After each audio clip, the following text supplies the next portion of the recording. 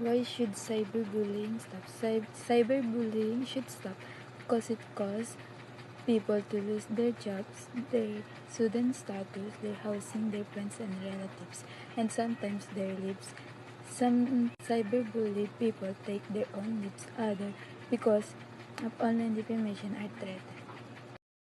Stop cyberbullying.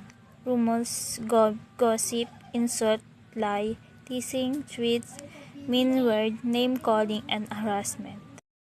Show respect even to people who don't deserve it, not as a reflection of their character, but as a reflection of yourself.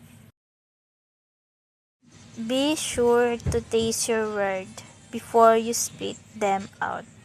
Ang cyberbullying ay pinakamalaking problema sa buong mundo, lalo na sa mga teenager na nakakaranas nito na hindi natin alam na naharas na sila gamit ang internet o pagpo-post ng mga kabastusan ng ginawa nila or scandal ganun. So para maiwasan to, wag ka wag kang sumali sa mga away ng iba sa mga internet, lalo na sa Facebook, kasi marami talaga mga nambubully dyan sa internet. Cyberbullying is nothing understanding assault, a constant attempt to the victim he or she is not wanted or does not belong.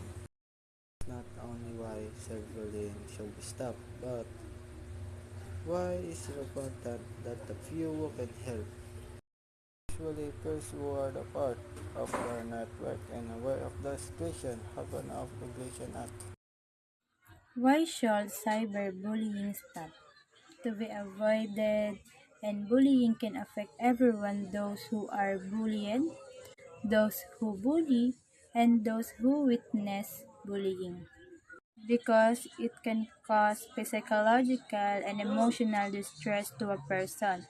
Like pagkabalisa sa ating sarili, tapos pagtingin natin sa sarili natin nagiging mababa na, depression, feelings of isolation, and fear.